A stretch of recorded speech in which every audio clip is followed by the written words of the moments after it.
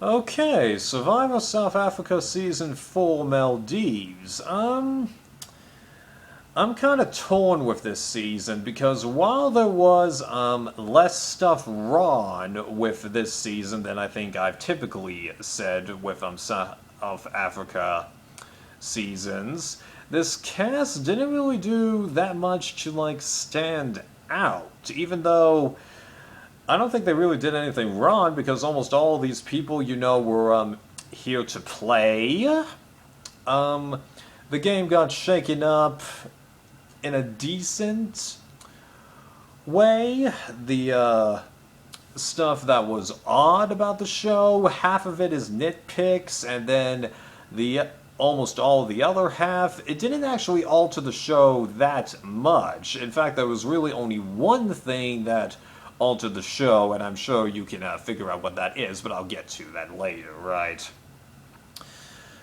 So when I first saw these groups of people, I'm like, okay, no one really stood out to me, but I found it really odd that they had the gender imbalance. I mean, like, sure, since there were only 9 celebrities, there's going to be a gender balance anyway, but I'm pretty sure that it was 6 male plain people and 4 female plain people. I could be wrong about that, and I might just be remembering the third season where you had 10 men and 8 females. Like, what's up with that? Yeah, but it was kind of odd that they had that imbalance there, which I guess is why they made it so one of the plain people would get booted first boot, but it's just odd. Like, you really could not have made it even?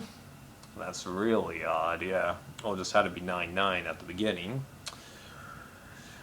And then, when we got our 2 tribes, I ended up supporting the Goma tribe because they seemed to be, I guess, the kinder tribe, although once they got into their second losing streak, which was right after Jacques quit the game, you could tell that they were just as bad as the other tribe and all that stuff. But the gameplay that was on these tribes, it was good, a decent game play for what's going on in a season that has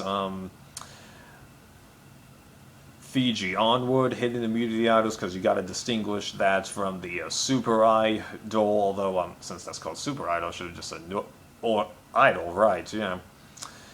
And then having that black automatic vote going for a contestant, well, I didn't really think that that was a twist that would actually impact the game, because with a tribe of 9, someone automatically having 1 vote against them, unless that tribe is like perfectly divided down the middle and they try to vote that person out, odds are it wasn't going to matter. And I was right, because Allison, I'm pretty sure, didn't even get a vote against her except for her automatic vote.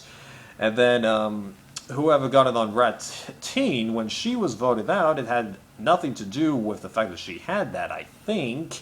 And then she gave it to somebody who she knew had a 0% chance of being voted out from that tribe. Yeah. And then while the white version of what they did there after the merge, that did influence the game, it wasn't as much as the other twist that they did after the merge, and honestly, I actually think it's kind of creative, though. Like with the public votes that Survivor UK 2 and Big Brother Canada 2 did, I'm glad that they don't bring that back as a regular thing, yeah?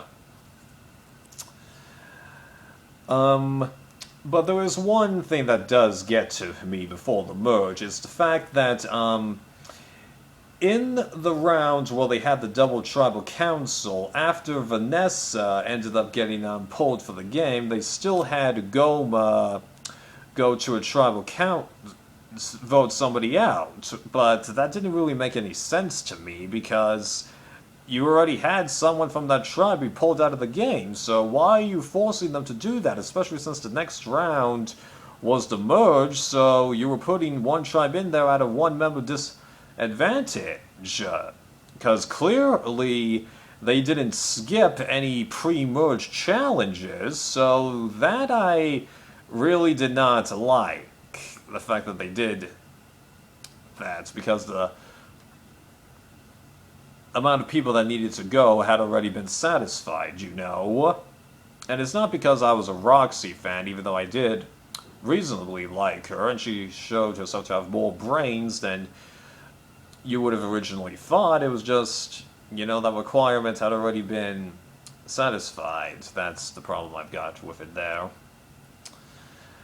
And I really would like to know, although I don't think that there's any way to do this, where they ended up cutting a challenge over the course of the game, because this season had, you know, 19 people and a final 2, but we only had, what was it, 17 tribals?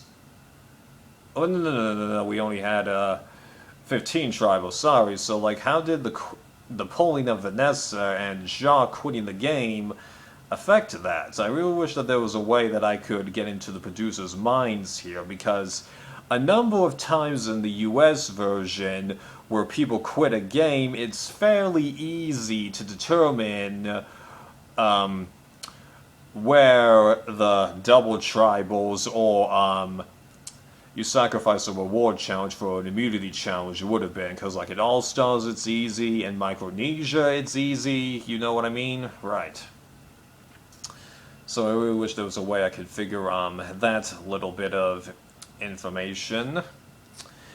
And while this season did have a somewhat negative feel throughout it, it was better than Season 3, because these people seem to be playing the game a little bit better. There wasn't any stupidness going on with the previous votes thing, and then like Nico, this being the missing season that I experienced with him, because I saw Season 3 and Season 5 before this, where I felt that he sucked, but then was a lot better in, respectively.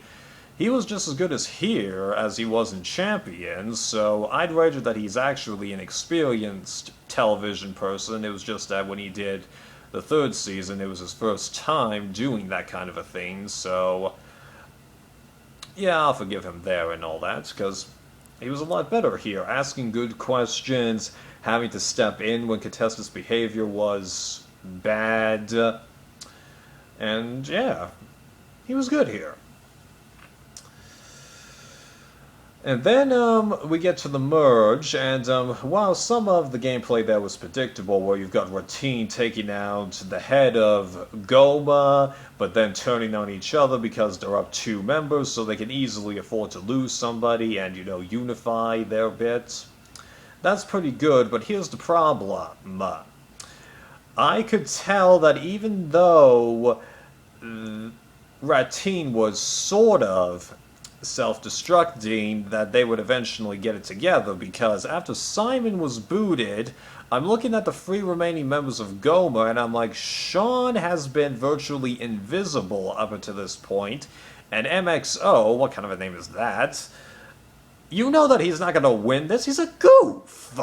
Sure, he almost won that Final 4 immunity, but Allison was 2 seconds shy of winning the Final 5 immunity, so it's not going to be that side that wins. Like, I really wish they had made that edit better there. They really could have done better in that regard, I think. And then there's the fact that after the final 6 reward, them hiding a new idol, but making it so all the people at camp have to do is reach into a bag, and then some person randomly gets it. Why couldn't you have just hit it the normal way again? Nah. Seriously, they could have. Just... And, of course, because it was the 3 Ratine members that didn't go on the reward, that made it a virtual guarantee that those 3 would be able to get through the vote. Now I know that there is some form where the Goma people could have gotten away with it, okay? I know somewhere in that equation that it could have happened, but they could have just made it a little more honest there, and that's really the only gripe that I have with this season, because had they hit the idol the normal way, I'm still certain that the Ratin people would have triumphed anyway, because Sean would have still lost that final 6 immunity, and Bonnie would have still given the cancel a vote thing to Heike, I think his name is. So odds are they still would have won anyway, even if they had voted for Lesotho, because she would have been saved from a tie-breaking bit. So 66% chance that you win. Yeah. So, but I wish it had been more honest. You know. Yeah. And I was really surprised that it ended up being a Final 2, though I'm really glad that Lesoko won that Final 3 immunity and then voted out Bonnie, because I'm like, yeah, this will make it a more honest competition. And also, the idea of Bonnie and Heike in the finals, just, I was not looking forward to that. And when she won, I'm like, alright, odds are she's going to win this, but somehow I guess Heike managed to chum over that jury, and he ended up carrying it. But 2 people on that jury admitted that they were originally going to vote for the person that they didn't end up voting for, but then because of the answers being given there, they ended up changing their minds. So I guess that there was more to these people's mindsets than I thought. And even if she had won, I don't think it would have altered my opinion of the season that much. It was just a shock to me that the other person won, but I'm not complaining that much, because Heike did have to do some work for it, alright? Really, it could have been a worse winner, like MXO. Right. So, like I said, it wasn't bad minus that one twist, but there's nothing about it that truly stands out. The only real reason I downloaded it from the Survivor official page is because, as I said, it's less bad than a couple of other seasons with this show, although I bet that if they ever upload the first season of this show, I might download it. I might. Right. So I know that that was kind of long-winded, but I hope I gave you a good analysis of this season. See you in the next video.